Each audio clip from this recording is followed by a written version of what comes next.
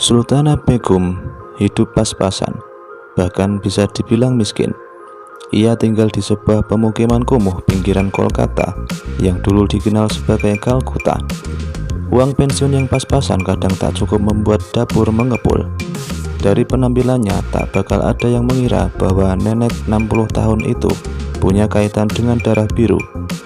Ia menikah dengan seorang pangeran, cicit dari Maharaja terakhir India, Bahadur Shah Zafar.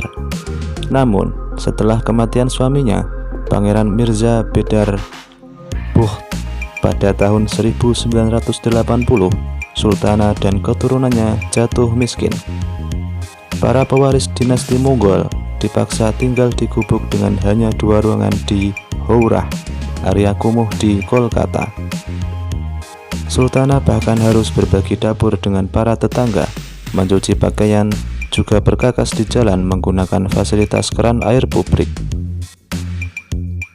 Meski punya bukti kuat yang tak terbantahkan sebagai kerabat kerajaan dari abad ke-19, Sultana hanya bisa pasrah dari uang pensiun yang jika dirupiahkan sebesar 1,09 juta per bulan. Sultana tinggal bersama putrinya yang belum menikah, Madu Begum. Anda berpikir uang pensiun tersebut lumayan banyak untuk ukuran India? Ya, jika hanya untuk Sultana dan putrinya. Dengan uang 1 juta itu, Sultana membiayai hidupnya, juga mendukung hidup ke-6 anaknya, 5 putri dan 1 putra beserta keluarga mereka. Beberapa tahun terakhir, nasib Sultana menjadi sorotan sejumlah aktivis yang mencoba melobi pihak berwenang agar mereka memberi perhatian pada keturunan Maharaja India. Apalagi kebanyakan para bangsawan jatuh miskin dan tak punya apa-apa setelah penguasa Inggris mengakhiri dinasti Mughal yang melawan penjajah. Pemerintah akhirnya memberikan pekerjaan untuk cucu Sultana, Roshan Ara, dengan gaji lumayan setara 2,7 juta. Namun, sebagian besar keluarga Sultana buta huruf, bahkan tak memenuhi syarat minimal untuk dipekerjakan. Sultana pun harus banting tulang mencukupi kehidupan keluarga besarnya. Awalnya ia membuka kedai teh yang kemudian tutup. Ia pun kini banting setir jadi penjahit pakaian perempuan India. Namun, melarat sekalipun, Sultana tak sudi untuk mengemis.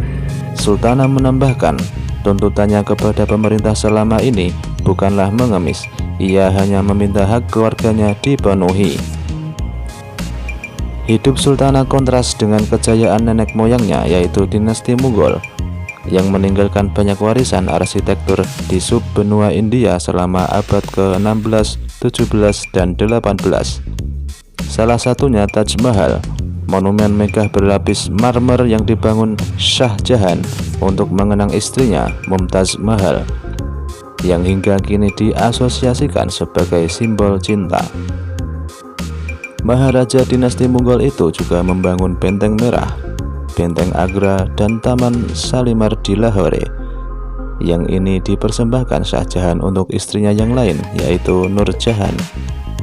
Sebagian besar tinggalan dinasti tersebut masuk dalam daftar warisan dunia UNESCO.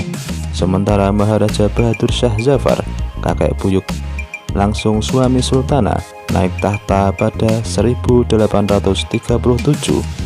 Ia adalah Maharaja terakhir dari dinasti yang pernah memerintah India selama 3 abad. Pada 1857, rakyat India bersatu dan memberontak melawan penguasa asal Inggris. Bahadur Shah Zafar menjadi panglimanya. Namun perlawanan itu dipatahkan oleh Inggris yang lebih maju soal strategi dan persenjataan.